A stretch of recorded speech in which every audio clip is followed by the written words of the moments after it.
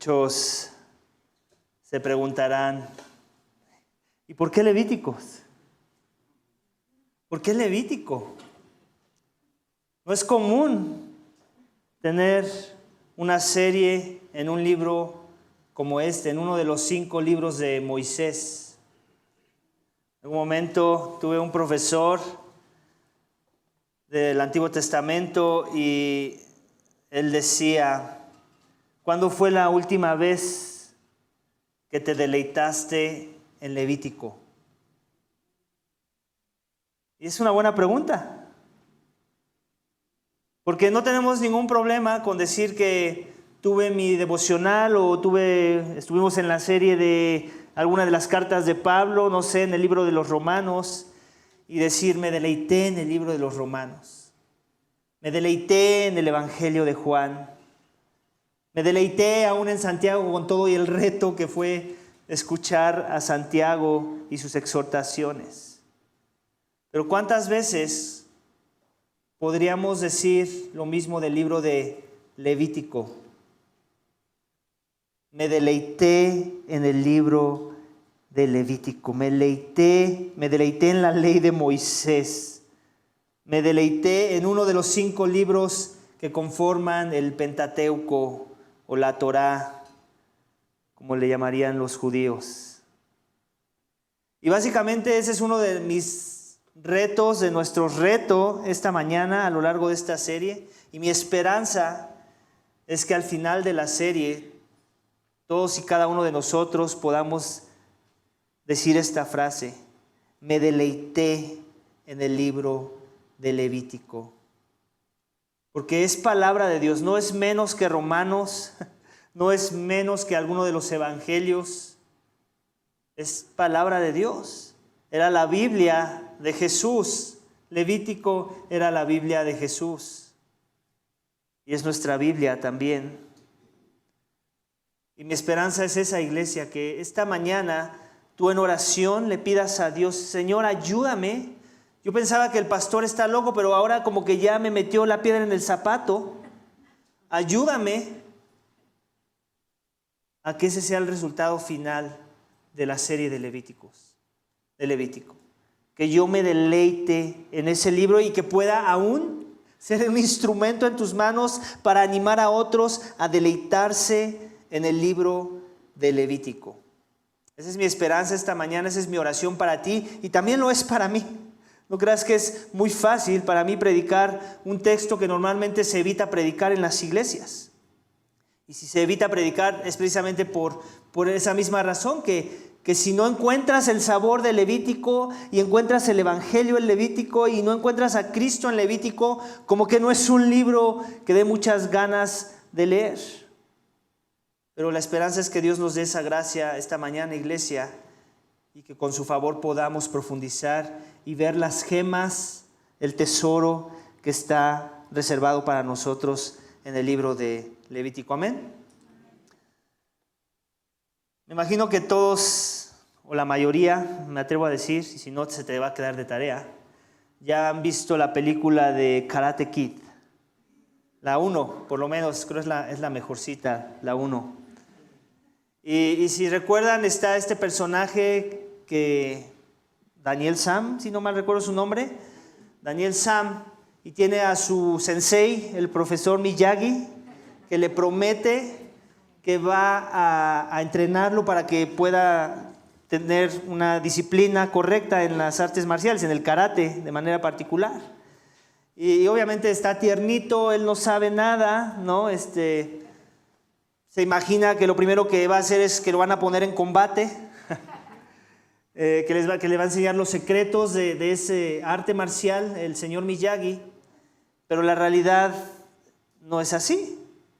Todo tiene un proceso que está fuera de la expectativa de Daniel Sam.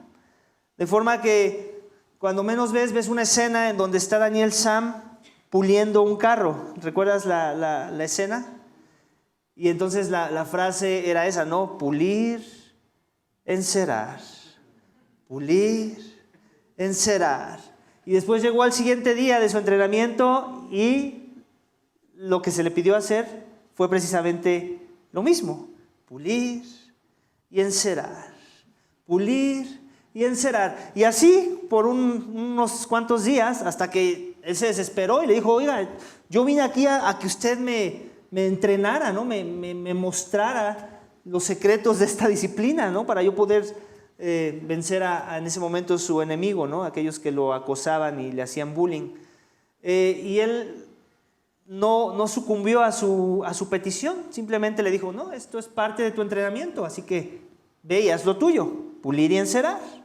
Y eso fue lo que terminó haciendo. Ya más adelante entendió la lección, entendió el por qué y cómo es que tenía un propósito esa repetición tediosa de pulir y encerar, que a primera instancia no tenía ninguna conexión con el arte marcial del karate, pero después descubrió que efectivamente era parte de ese proceso de entrenamiento por el cual él necesitaba pasar para poder pasar a un siguiente nivel de entrenamiento.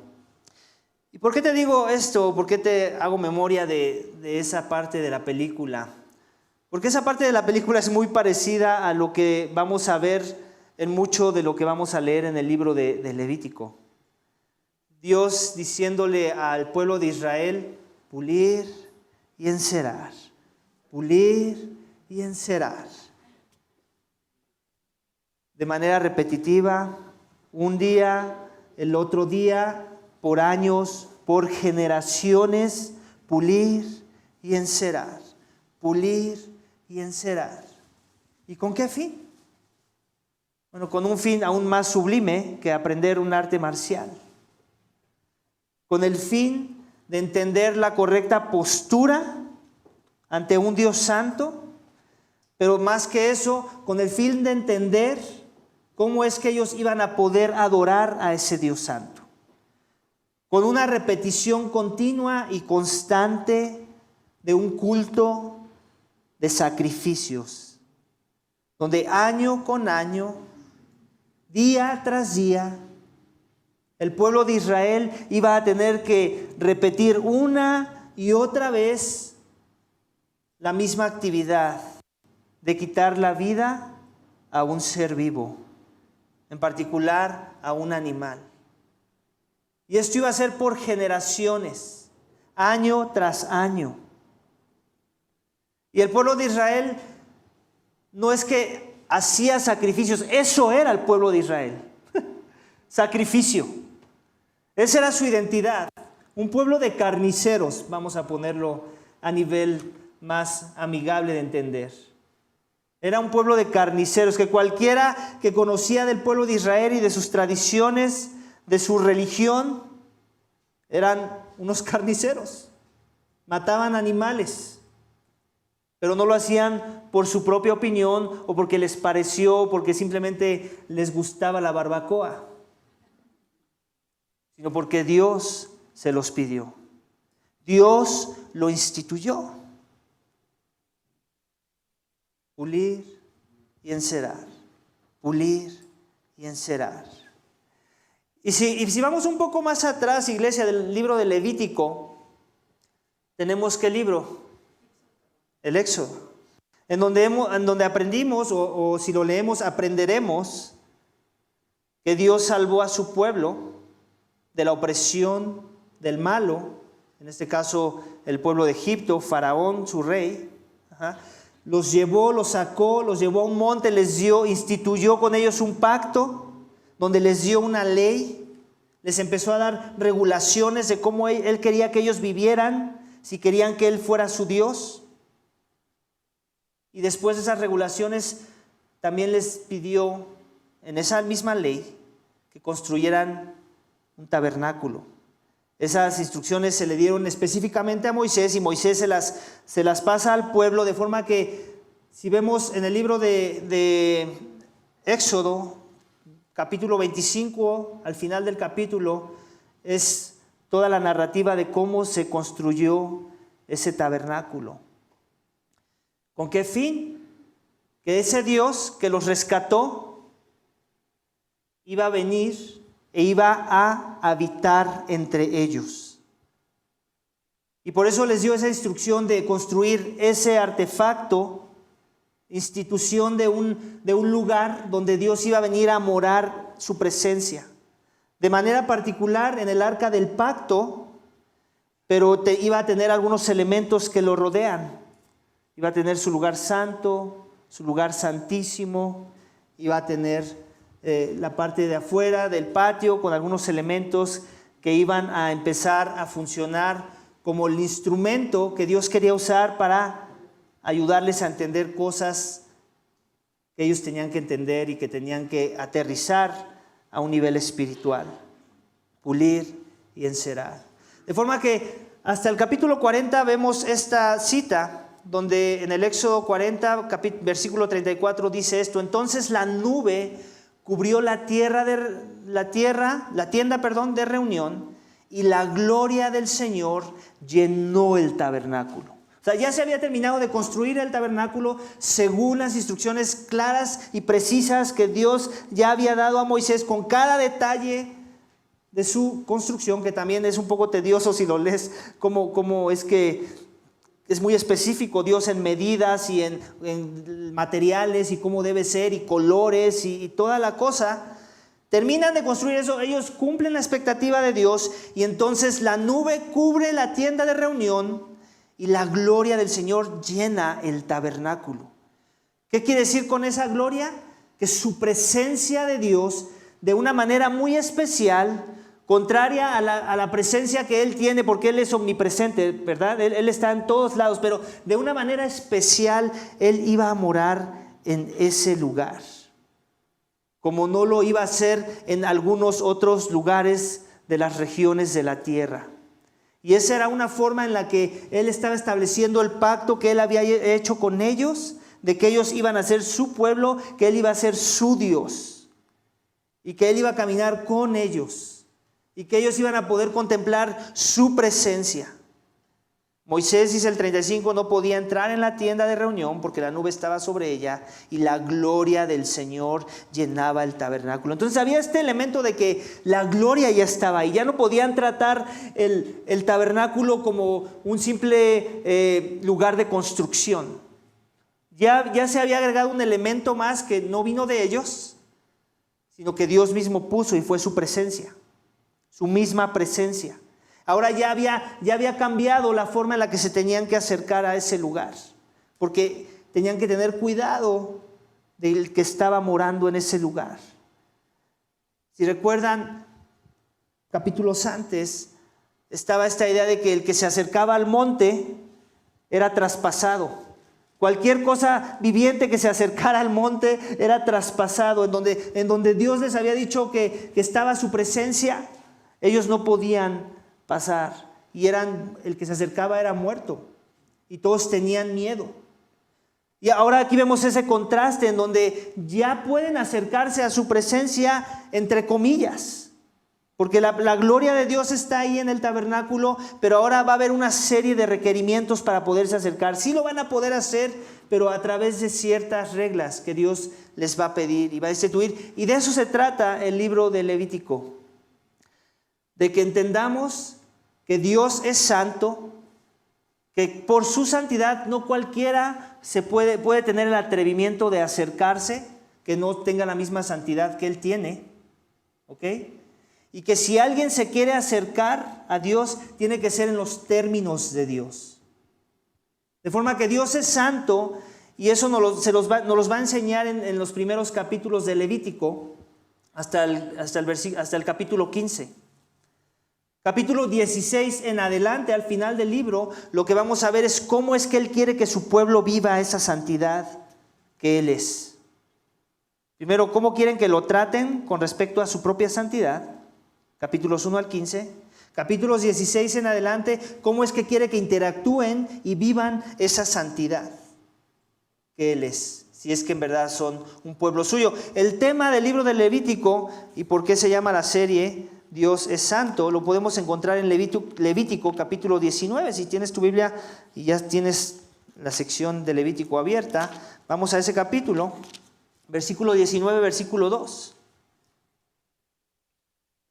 donde dice: entonces el Señor le dijo a Moisés: habla a toda la congregación de los israelitas y diles: Santos serán porque yo, el Señor su Dios, soy santo.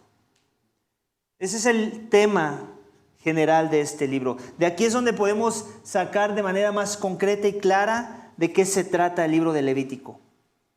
Que Dios es santo y como consecuencia Él quiere que su pueblo sea santo. Dios fue santo con los israelitas, Él quería que los israelitas fueran santos y las expectativas que Él tiene de su pueblo en el nuevo pacto no han cambiado. Él sigue siendo santo, Él es inmutable en su esencia y quiere que nosotros busquemos ser santos como Él es santo. Esta es una cita que también vemos citada en el Nuevo Testamento, porque sigue aplicando para su pueblo de Dios en nuestros días. Así es que ese es más o menos el panorama general, el preámbulo que te quería dar del libro de Levítico. Ahora vamos a ver cómo es que el pueblo va a interactuar en adoración con ese Dios santo. Cómo es que lo van a tratar en cuanto a su santidad y cómo es que ellos van a adorar de acuerdo a esa santidad. El título de mi mensaje esta mañana es el siguiente: el Dios santo que mora con pecadores. Un Dios santo que mora con pecadores. Algo del por qué para los israelitas este era uno de los libros más importantes, uno de los más citados en el Nuevo Testamento de la ley de Moisés, es precisamente porque para ellos esta era la forma en la que iban a descubrir cómo es que iban a poder interactuar con este Dios tan santo, con este Dios tan sublime. Cómo es que ellos iban a poder tener acceso a aquel que atravesaba cuando su presencia estaba en el monte. Lo atravesaba y caía muerto. ¿Cómo es que ahora vamos a poder acercarnos a la presencia de la gloria de ese Dios? Eso les emocionaba, eso les intrigaba, ¿estás de acuerdo? Es decir, antes caían muertos, ahora me puedo acercar a Él. Díganme cómo. Díganme cuál es el secreto, cuál es la fórmula. Y Dios les va a dar la fórmula. Y de eso se trata el libro de Levítico. El libro de Levítico, en su lenguaje, según los judíos, o el judaísmo, tiene el nombre que lleva la primera frase del libro: el Señor llamó a Moisés. Ese sería el nombre original del libro. En nuestras Biblias se llama Levítico, y la razón por la que le dieron ese nombre es porque hace alusión a muchas de las reglas que los sacerdotes de la tribu de Leví tienen que hacer para administrar la adoración en el templo. Entonces por eso es que cambia el nombre, pero al final si te quieres quedar con el nombre original, el del Señor llamó a Moisés, o el nombre que nosotros tenemos en nuestras Biblias, no importa. Lo que importa es que entiendas de qué se trata este libro. Se trata de las regulaciones que Dios quiere establecer para una correcta adoración a su persona. Y la primera de ellas la vamos a ver precisamente en esos dos versículos, en los primeros dos versículos del capítulo 1 de Levítico, que dice esto: el Señor llamó a Moisés y le habló desde la tienda de reunión: di a los israelitas, cuando alguien de ustedes traiga una ofrenda al Señor, traiga su ofrenda de animales, del ganado o del rebaño. El primer énfasis de nuestro texto esta mañana es esta, iglesia, y lo vemos en esos dos versículos. Dios establece los términos de adoración. Esto es bien importante. Las tribus paganas del contexto de Israel, cada una tenía su propia forma de adorar a sus dioses, a sus ídolos paganos. ¿Ok? Y cada uno de ellos tenía algo que los distinguía en la forma en la que adoraban. Y todos tenían algo en común: hacían sacrificios o hacían algún tipo de ritual que revelaba un sacrificio, una ofrenda a Dios. En este caso, Dios quiere usar el paganismo de la época, pero lo quiere redimir. O sea, mucho de lo que vamos a ver en el antiguo pacto, iglesia, es Dios tomando un poco del paganismo, pero no para que lo adoren con paganismo. Es para redimir ese paganismo y enseñarle algo correcto de la verdad, de las cosas de arriba, a aquellos que son su pueblo. Y en este caso también los pueblos paganos hacían sacrificios, aún sacrificaban niños, por ejemplo, ¿no? Y uno quisiera pensar, bueno, si eso hacían ellos, que obviamente es un pecado terrible, ¿no? Matar, y no nada más matar a niños, pues yo creo que Dios hubiera pensado en otro tipo de adoración muy despegado de eso para hacer un contraste, ¿cierto? Hubiéramos pensado algo así, pero no. Dios sigue sobre la línea de sacrificios, porque Él quiere enseñar algo muy importante que necesita aterrizar en nuestros corazones para una correcta adoración de su persona. Y el primer sacrificio ni siquiera lo hizo el pueblo de Israel, lo hizo Dios mismo. ¿Recuerdas en el jardín del Edén? ¿Recuerdas cuando Adán y Eva pecaron? ¿Recuerdas que estaban desnudos y no tenían cara para estar ante la presencia de Dios? ¿Y cómo Dios los llama? ¿Y cómo Dios les quita su intento de vestimenta y los cubre con pieles de animales? ¿Cuál es la inferencia que hay que sacar de esa narrativa de la historia? Que Dios tuvo que matar animales para que con sus pieles poder cubrir a esos dos pecadores que habían caído de su gracia. Entonces, esa era la forma en la que Dios estaba instituyendo el sistema de sacrificios. No fue hasta que Israel fue sacado de Egipto. Vino muchísimo antes en la narrativa de la historia bíblica. Y desde antes Dios ya nos está mandando las sombras de algo que Él quería enseñar a nosotros, que quería enseñar al pueblo de Israel, que se demandaba un sacrificio por causa del pecado. Porque Dios también ya había hablado y Él ya había dicho esto con referencia al pecado, que la paga del pecado es muerte. El sacrificio nos tiene que recordar esa frase, nos tiene que llevar a esa frase. Tenemos que hacer una conexión directa con esa frase. La paga del pecado es muerte. Cuando tú y yo pecamos, esa frase sigue siendo vigente. Merecemos la muerte. Adán y Eva merecían la muerte. Tú y yo cuando pecamos merecemos la muerte. Pero Dios es misericordioso y amoroso, tardo para la ira, rico en misericordia. Y la forma en la que Él diseñó manifestar precisamente su misericordia, su paciencia para con los hombres es no derramando sangre a la primera, sino creando el sistema de sacrificios, en donde Él no iba a dejar de ser íntegro en sus convicciones, en su esencia.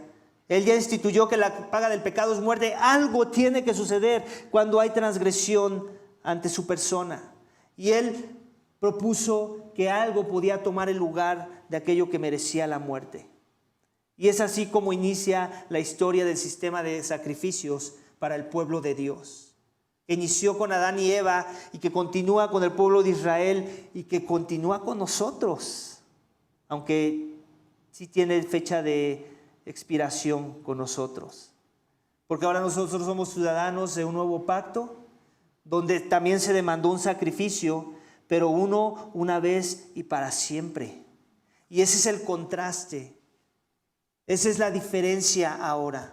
Entonces vemos versículos 1 y 2, como el primer énfasis es una verdad. Dios establece los términos de adoración. Él no dijo, a ver Moisés, ¿cómo se te ocurre que tú te puedes acercar a mí? ¿Cómo se te ocurre que el pueblo de Dios puede acercarse a la presencia del Altísimo? Él no pidió, así como no le pidió una opinión para cómo construir el tabernáculo, tampoco le está pidiendo una opinión de cómo es que debe ser la correcta adoración hacia ese Dios santo. Y de esa misma forma lo sigue siendo hasta nuestros días. Por eso es que es bien importante que estemos bien letrados de lo que dice la palabra de Dios, de cómo es que Dios quiere ser adorado.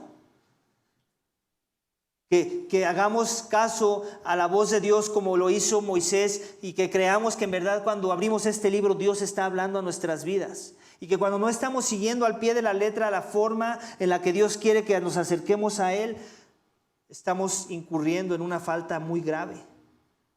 Porque Dios no nos ha dado la opción de darle ideas como para decir cómo debe ser adorado.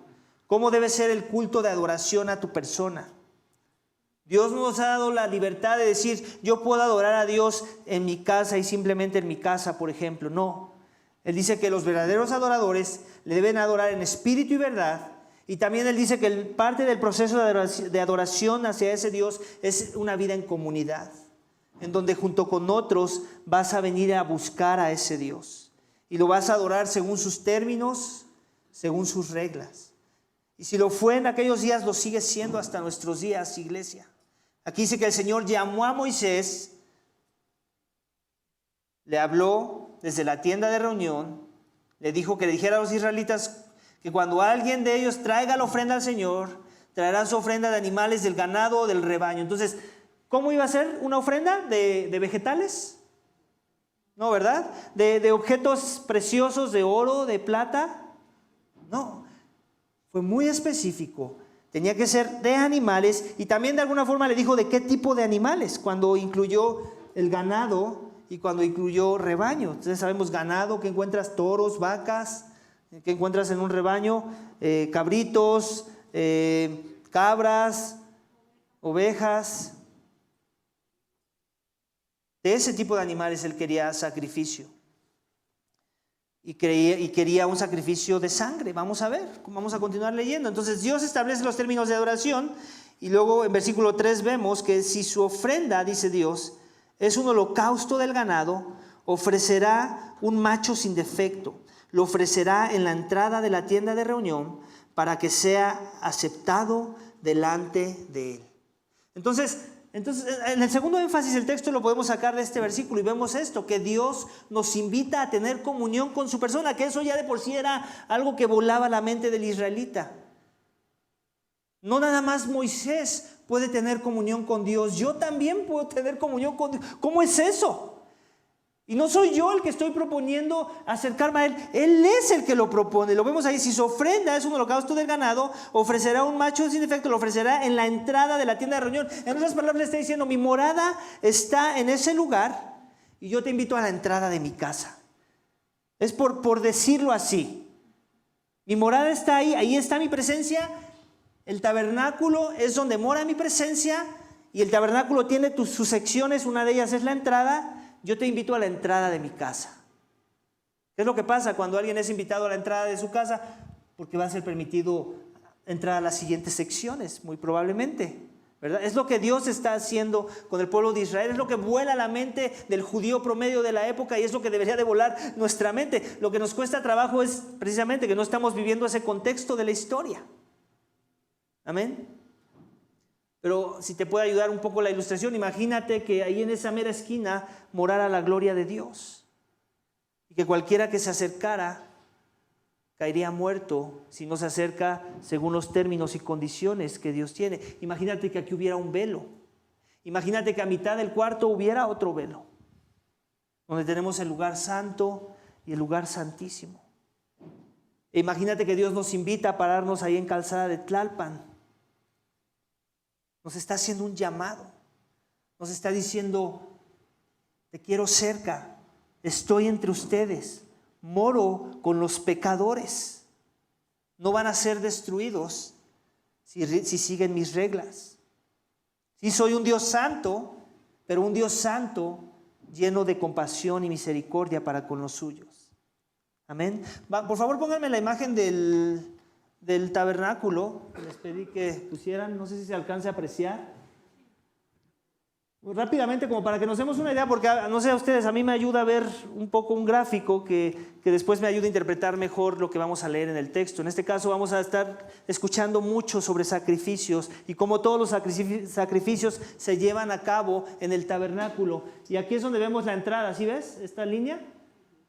Aquí está la entrada, ¿ok? La puerta de la entrada. Aquí tenemos el altar donde son los sacrificios, ¿ok? El altar de bronce, que va a estar muy escuchado ahorita en el texto que vamos a estar leyendo ahorita. Aquí obviamente si nos vamos por coordenadas, este es el norte, este es el sur, este es el este es el oeste, ¿ok? O el oriente de este lado, el occidente de este lado, porque vamos a escuchar ese lenguaje de dónde tiene que ser sacrificado el animal. Entonces tenemos esto, tenemos aquí una fuente, una pila en donde los sacerdotes se tenían que lavar de todo. Ustedes saben, el hacer sacrificios de animales llenos de sangre, van a rociar tu sangre en tus manos, en tus ropas aún. Aquí ya tenemos la entrada de el primer velo de lo que es la sección del lugar santo. Todo esto es la sección del lugar santo. Aquí tenemos diferentes elementos que Dios les pidió colocar en ese lugar: la mesa de propiciación, donde ponen los panes, el candelabro y el altar de incienso, aquí donde quemaban incienso los sacerdotes. Aquí tenemos la segunda sección del templo, un poco más pequeña, en donde mora el arca del pacto, que es esta. Aquí esto que se ve blanquito, pues obviamente hace alusión a la gloria de Dios, que Dios está morando en ese lugar. Su presencia misma está morando ahí. Por eso es que no cualquiera podía entrar en este lugar. De hecho, solo era permitido que el sumo sacerdote, una vez al año, habiendo hecho los procesos correctos de rituales de limpieza y purificación, que podía entrar aquí. Y también leemos en la narrativa bíblica que si este sumo sacerdote no hacía lo propio, no tenía un corazón puro de fe a la hora de hacer su labor en ese momento, podía caer muerto aquí.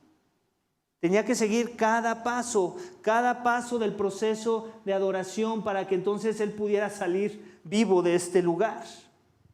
Aún creo que le ponían, si no mal recuerdo, campanitas en los pies, y esas campanitas tenían su función. En el momento en que las campanitas se dejaban de oír, los que estaban afuera ya sabían que el que estaba adentro ya no estaba con vida. Porque obviamente nadie quería entrar a averiguar si había muerto o no. Ellos mismos podían caer muertos de igual manera. Entonces, de manera general, es así como funciona. Aquí entra el pastor promedio o el ciudadano de Israel promedio, se presenta aquí con los sacerdotes, le reciben el animal. Aquí hay sacrificio en esta área y los sacerdotes hacen lo suyo, quitando la vida al animal y siguiendo cada una de las instrucciones de cada uno de los sacrificios. En capítulos 1 al 7 del Levítico vamos a estar viendo 5 tipos de sacrificio que vamos a estar viendo en el texto, donde Dios les muestra diferentes formas de hacer ese sacrificio, y cada sacrificio tiene un nombre distinto. De manera muy particular, el sacrificio del capítulo 1 es el sacrificio que más claramente hace alusión al sacrificio que vemos en el nuevo pacto por medio de nuestro Señor Jesucristo, porque este es el sacrificio en donde nada de las partes del animal queda para ser apartada para alguna otra causa. Todo es quemado en el fuego. El sacrificio se llama un sacrificio de holocausto. Si puedes notar en el texto, es lo que dice en el versículo holocausto, aquí dice versículo 3, si su ofrenda es de holocausto. Todos estamos familiarizados con el holocausto nazi, ¿cierto?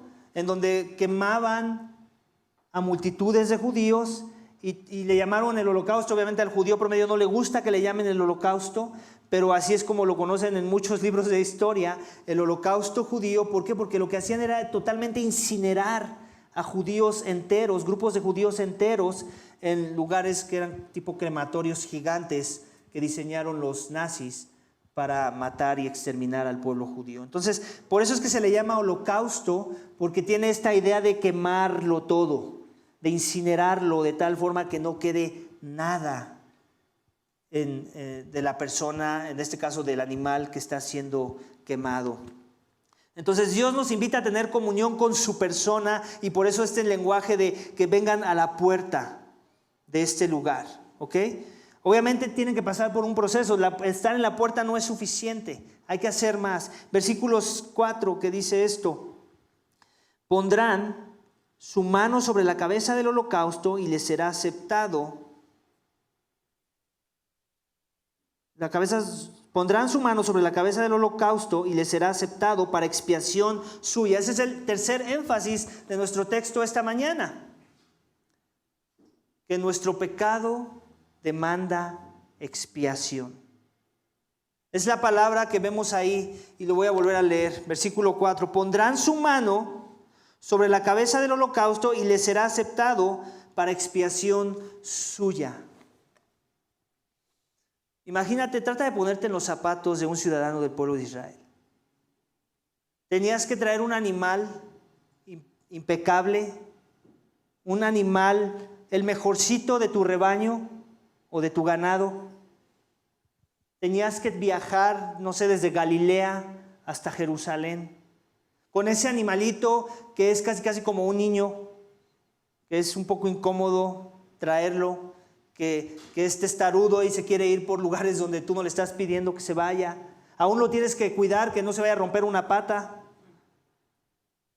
En el camino también va haciendo sus necesidades.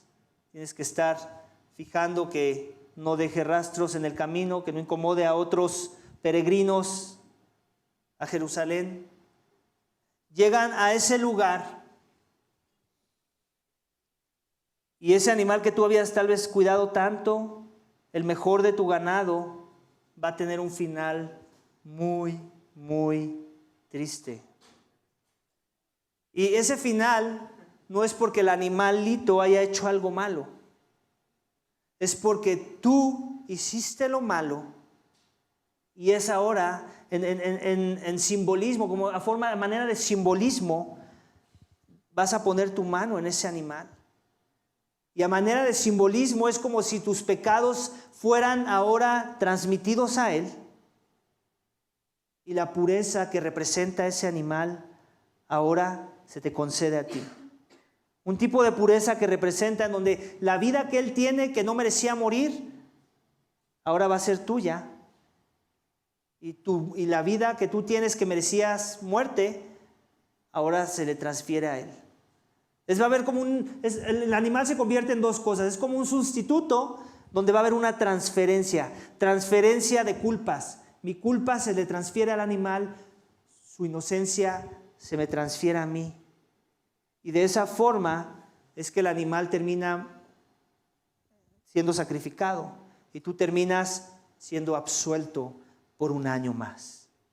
Y así año con año, pulir, encerar, pulir, encerar. No era cualquier sacrificio, tenemos que aclarar. Acabo de decir que era un animal del ganado. Para un pueblo que vivía de la agricultura y de la ganadería, obviamente era quitarles algo fuerte del bolsillo. Tenía que ser un macho, según el texto. Un macho valía más que una hembra, en el contexto de los que se dedican a eso, y me imagino que sigue siendo así. Un macho puede inseminar a muchas hembras para tener más cabríos, para tener más ganado y que el ganado crezca. Entonces, la demanda no era cualquier cosa, iglesia, como a veces queremos con Dios, con nuestra religión que nos inventamos nosotros y queremos un Dios que nos demande, pero lo suficiente como para que no nos incomodemos. Para Israel la lección no fue esa. Ellos no estaban aprendiendo eso. No nada más tenía que haber sacrificio para poder adorar a ese Dios. No nada más para acercarse a Él tenían que sacrificar algo muy valioso, sino que eso muy valioso obviamente les tenía que costar, por eso era valioso. Tenía que haber un pago, tenía que haber un cierto tipo de sacrificio en el proceso. No nada más el sacrificio de la distancia, no nada más el sacrificio de escoger lo mejor, el sacrificio financiero que significaba ese animal, ese sacrificio. Entonces, nuestro pecado demanda expiación. Y otra vez, ¿por qué? Ya lo dije antes, porque la paga del pecado es muerte. Ellos no podían tener comunión con un Dios santo, airado por el pecado, si algo no tomaba su lugar. Y ese mismo ejemplo aún lo podemos ver en una fruta. Para que tú tengas vida hoy, pues comiste cosas, muchas de ellas fueron producto de lo que sale de la tierra. Y eso que estaba en la tierra vivo, tuvo que ser cortado, tuvo que morir para que te pudiera alimentar a ti, ¿cierto? Entonces, sigue siendo esa misma idea. Obviamente, Dios lo instituyó con animales, pero muchas cosas tienen que morir para que tú y yo estemos en vida. Y esa es la idea de preservación que Dios tiene para con su pueblo. Él no nos dio la lección de definir cómo es que podíamos adorarle a Él. Y nuestro pecado demanda expiación, iglesia. Y ese es un lenguaje que vamos a ir arrastrando a lo largo del libro de Levítico, pero también lo podemos ver de manera abundante en el Nuevo Testamento. En particular el libro de Romanos, por ejemplo, o el libro de los Hebreos. Vamos al último énfasis en nuestro texto esta mañana, iglesia, versículo 5. Entonces degollará el novillo delante del Señor y los sacerdotes Y los sacerdotes, hijos de Aarón, ofrecerán la sangre y la rociarán por todos lados sobre el altar que está en la entrada de la tienda de reunión. Después desollará el holocausto y lo cortará en pedazos, y los hijos del sacerdote Aarón pondrán fuego en el altar y colocarán leña sobre el fuego. Luego los sacerdotes, hijos de Aarón, arreglarán los pedazos, la cabeza y el sebo sobre la leña que está en el fuego sobre el altar. El que presenta el holocausto lavará las entrañas y las patas con agua, y el sacerdote lo quemará sobre el altar como holocausto. Es una ofrenda encendida de aroma agradable al Señor.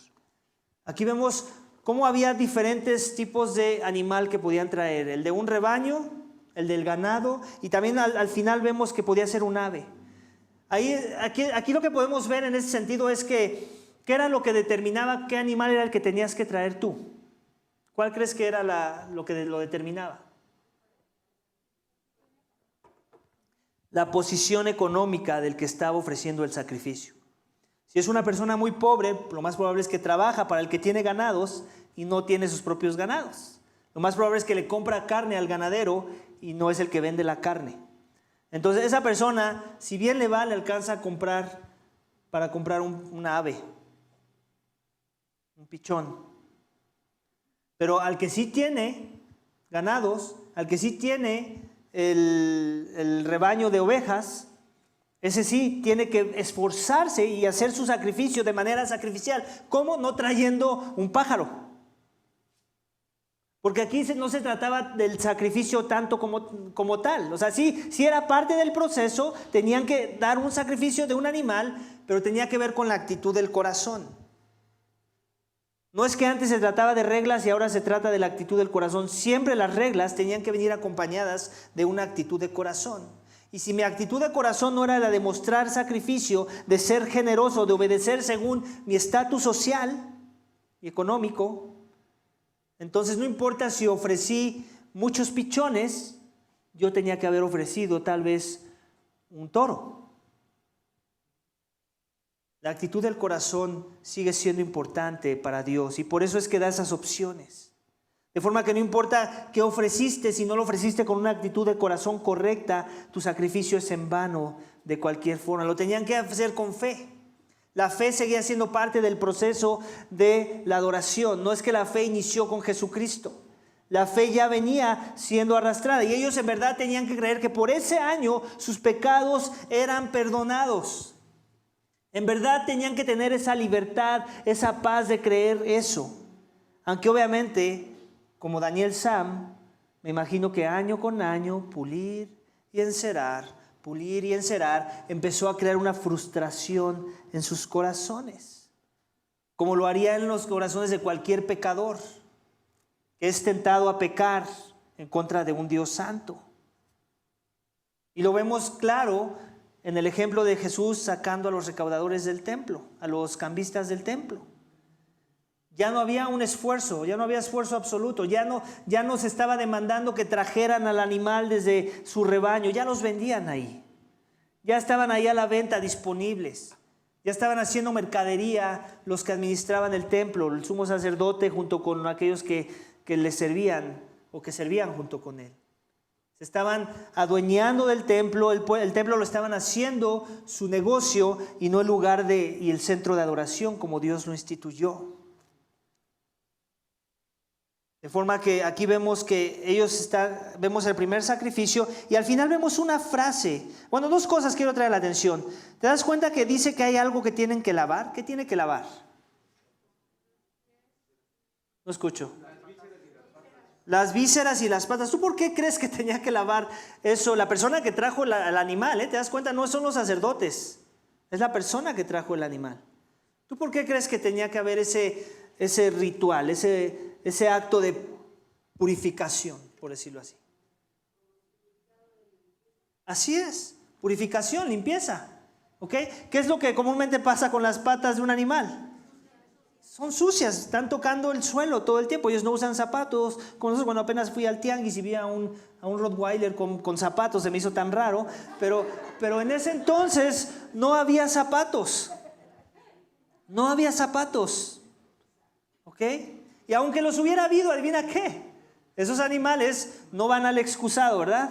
Ellos hacen sus necesidades donde se les antoja y no piden permiso a nadie. Otra vez yo venía con mi perra, entre semana la traje, teníamos que traerla porque teníamos unas actividades aquí mis hijos y yo, y íbamos caminando sobre Tlalpan, aquí al ladito tenemos la Esperanza, ustedes saben, y de repente la perra no quería caminar, se detiene, volteamos y ya estaba haciendo lo suyo, ahí enfrente de la puerta de la panadería, ¿se imaginan?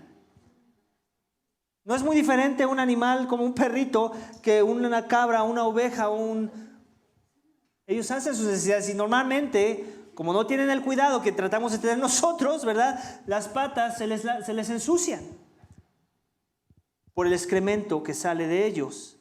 O sea que es un lugar que muy probablemente está sucio y hay que darle un cuidado especial. Si lo que quieres presentar es una ofrenda especial, una ofrenda que no revele que tiene alguna mancha, algo imperfecto. Y aunque al final sabemos que según el libro de los Hebreos que la sangre de los machos cabríos ni el de los toros puede borrar el pecado, lo que sí sabemos es que Dios está formando en los corazones del pueblo de Israel un patrón de una sombra de un mejor sacrificio que iba a venir en nuestro Señor Jesucristo. Donde Él ya venía limpio de por sí. El que ya venía limpio no tocaba cualquier cosa y se volvía impuro, por ejemplo, que era algo de lo que los israelitas tenían que tener cuidado, de tocar ciertas cosas que los hacía impuros, por ejemplo, tocar a un leproso. Tocar a un leproso, ellos tenían que pasar por un proceso, por un ritual de purificación para entonces poder ofrecer sacrificio en el templo. Con Jesucristo era al revés. Él tocaba a un leproso y el leproso era el que se volvía puro. El leproso es el que era sanado. Él vino a revertir todas esas cosas que de alguna forma estaban siendo instruidas, de una forma para enseñarnos algo. Él nos vino a mostrar que Él fue el verdadero sacrificio que Dios había propuesto para poder tener acceso a su presencia y una adoración correcta con su persona. De eso se trata el libro de Levítico, iglesia. El sacrificio tenía que ser una ofrenda y no cualquier ofrenda, el tipo de ofrenda que iba a causar un aroma agradable a Dios, como lo vemos en el versículo 9. Una ofrenda con un aroma agradable a Dios. Y aquí nos tenemos que quitar de la cabeza que era porque el animal ya olía barbacoa muy rico. Era de ofrenda, era un aroma agradable a Dios, no por el animal. Era por lo que representaba ese animal, el simbolismo de ese animal, de lo que Dios sabía que iba a ser su objeto de redención en algún momento en la línea del tiempo y que iba a tardar, porque tenía que tardar, porque primero Israel tenía que aprender a pulir y encerar, tenía que quedar bien grabado en sus corazones que era lo que se demandaba para que ellos tuvieran perdón y aceptación delante de los ojos de Dios. Un sacrificio que iba a ser aroma fragante para Dios.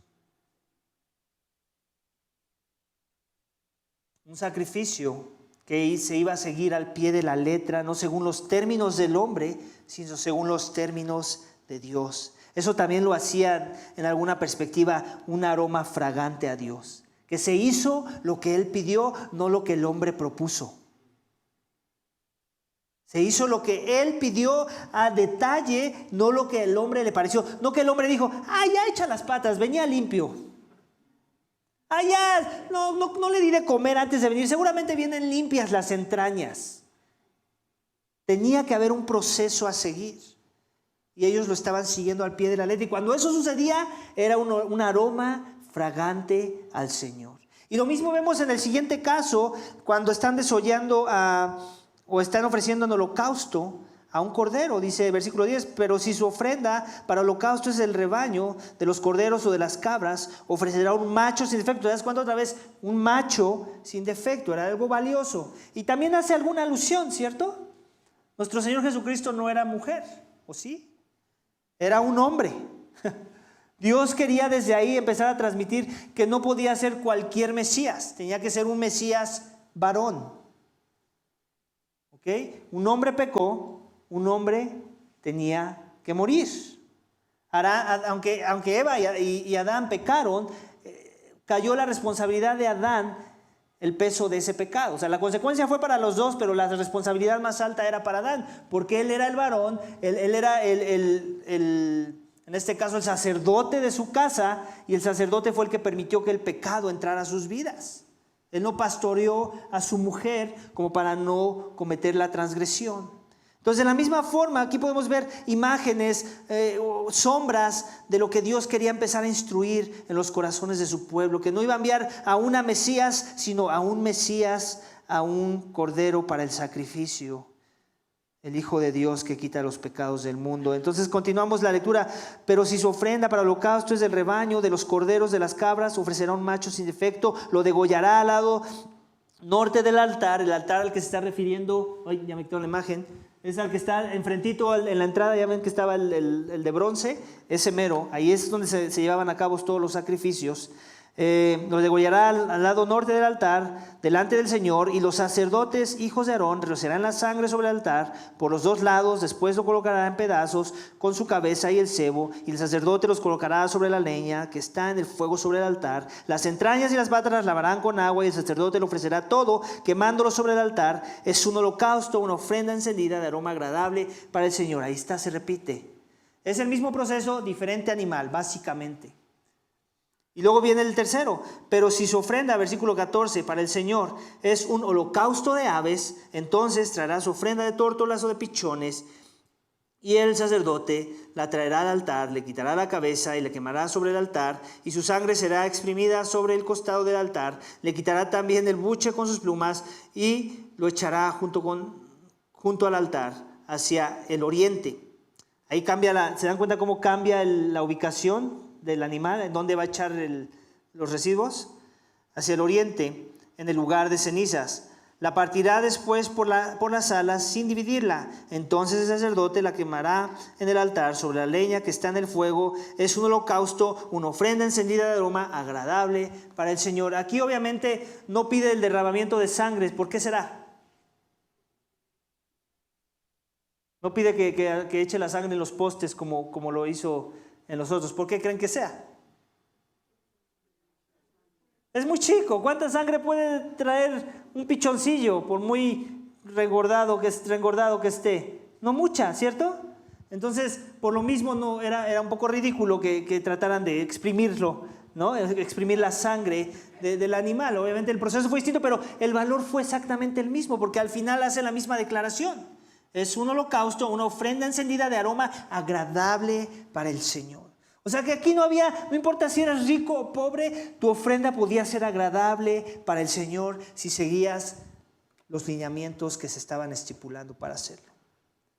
Y así lo sigue siendo hasta nuestros días.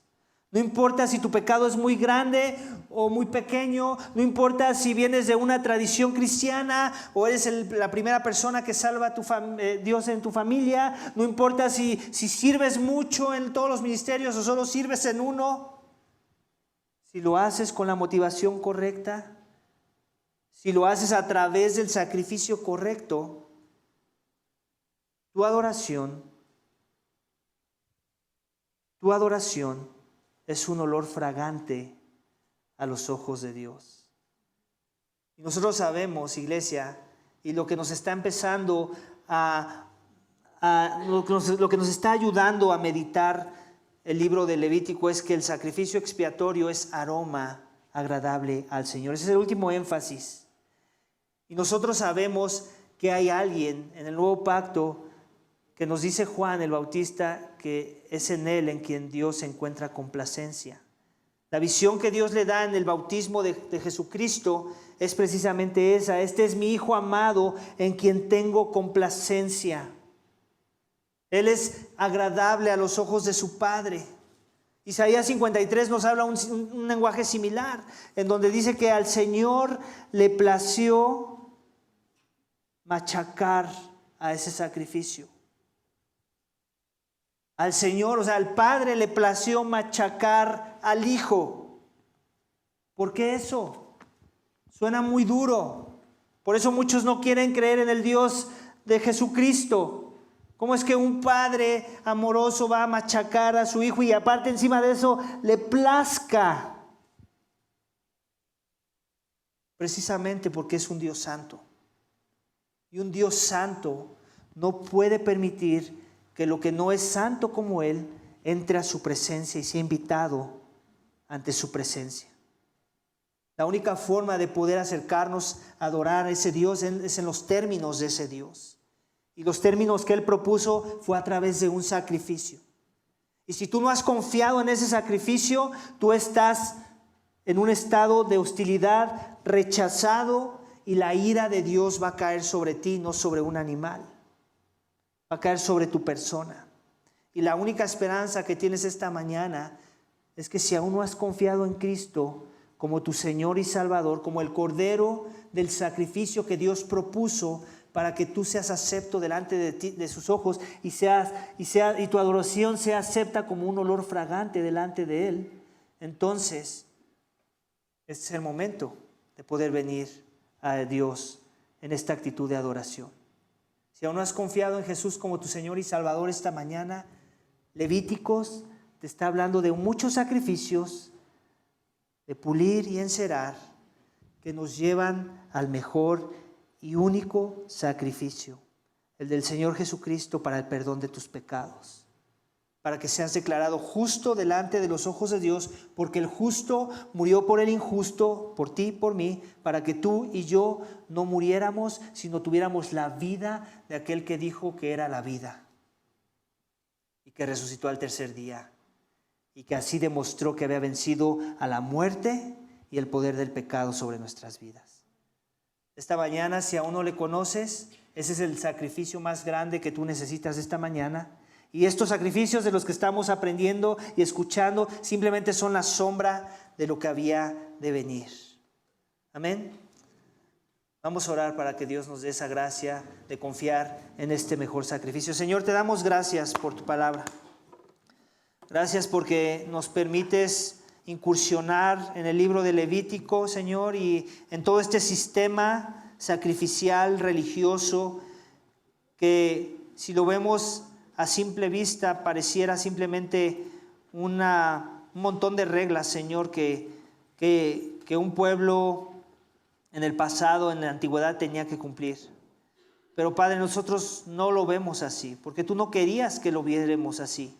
Tú querías que esas reglas, ese ritual, ese detalle de cada sacrificio, Señor, nos apuntara a un mejor sacrificio, al sacrificio de aquel que vino a morir por los pecadores, aquel que se vino a entregar a sí mismo por el perdón de nuestros pecados, para que nosotros no muriéramos y que el cuchillo no atravesara nuestro ser, sino que más bien Él tomara nuestro lugar, para que nosotros pudiéramos ser aceptos delante de ti por el sacrificio que Él hizo por nosotros, Señor, para poder ser aceptos como un olor fragante delante de tus ojos, porque hemos seguido la instrucción de confiar en aquel que tú propusiste para el perdón de los pecados, Señor, para que la ira fuera removida y cayera en Él en lugar de nosotros.